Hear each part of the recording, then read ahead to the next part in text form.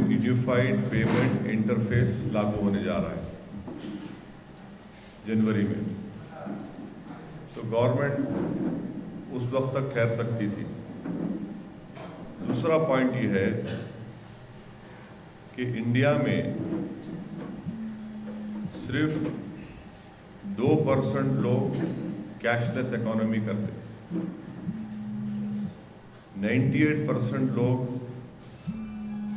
जिसमें middle class गरीब लोग हैं, तो 98% लोग इससे मुतासर हो जाएंगे। मिडिल क्लास के लोग, डेली वेज अर्नर्स, जो प्लम्बर्स हैं, जो ड्राइवर्स हैं। तीसरी बात यह है कि 20 करोड़ जो लोग रूरल एरियाज में रहते, वो सफ़र होंगे, इसलिए कि वहाँ पर ये सब अकाउंट्स नहीं है उनके पास वो काम करते, पैसा लेके रख लेते। अब वो लोग बड़ी मुश्किल में परेशानियों का सामना कर रहे हैं। चौथी बात यह है कि गवर्नमेंट ये बोल रही है कि 2000 रुपये का नोट निकालेंगे और 500 का नया नोट निकालेंगे। तो फिर ये 500 का ये ख़त्म करके और एक 500 2000 क्यों निकालेंगे आप? 2000 की ज़रूरत ही क्या है? फिर जो 2000 का नोट आप निकालेंगे तो क्या उससे इजाफा नहीं होगा क्या? और फिर गवर्नमेंट ये बोल रही कि उसमें एक ट्रैकर सिस्टम रहेगा, नैनो ट्रैकर सिस्टम। वो दुनिया में कहीं इस्तेमाल नहीं हुआ, इसलिए इस्तेमाल नहीं हुआ कि उसका कोई यूटिलिटी नहीं है। ये गैर ज़रूरी के टैक्स पेयर्स का वेस्टेज है मनी का। और अहम बात यह है कि टाइम्स ऑफ इंडिया की एक रिपोर्ट है, जो मेरे को याद नहीं आ रही, पर डेफिनेटली टाइम्स ऑफ इंडिया की रिपोर्ट है कि NIA ने, नेशनल इन्वेस्टिगेटिव एजेंसी ने, कल प्राइम मिनिस्टर ये बोले कि FICN आता, fake Indian currency note. Times of India की रिपोर्ट में NIA को रिपोर्ट 400 करोड़ आता, और RBI का पूरा जो पैसा इंडिया में है वो 16 लाख करोड़ है। तो 400 करोड़ क्या होता है? 0.025%।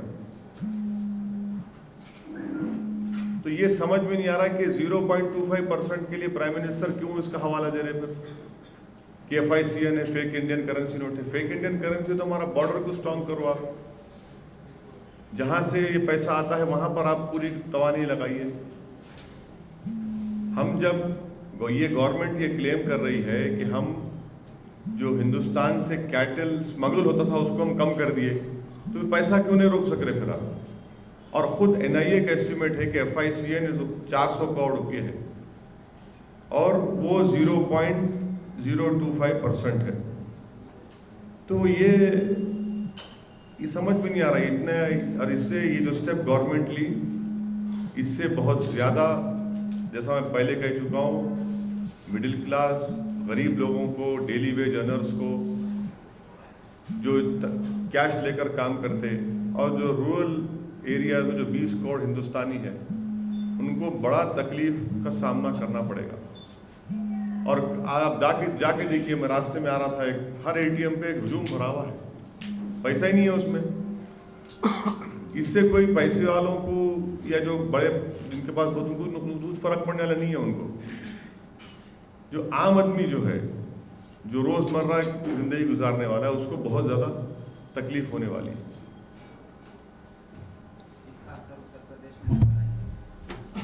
नहीं, उत्तर प्रदेश में नहीं, इसका असर तो हर गरीब को नजर आएगा ना। अब मिसाल के तौर पे कोई काम करने वाले हमारे घर में है, उनको हम पैसे दिए, तनख्वाह दिए, अब वो क्या करेंगी? अब वो चेंज भी नहीं करा सकती ना वो। अब 2 दिन बैंक बंद है। जो गरीब लोग हैं उनको तो रोज खरीदना पड़ता ना, आटा, दाल, चावल, टमाटे, जो भी खरीदना पड़ता तो खरीद नहीं सकते। अब ये फायदा होगा, नुकसान होगा, पर एक बात तो है कि बीजेपी का जो कोर वोटर बेस है वो स्मॉल ट्रेडर है, उसको तो असर पड़ रहा है।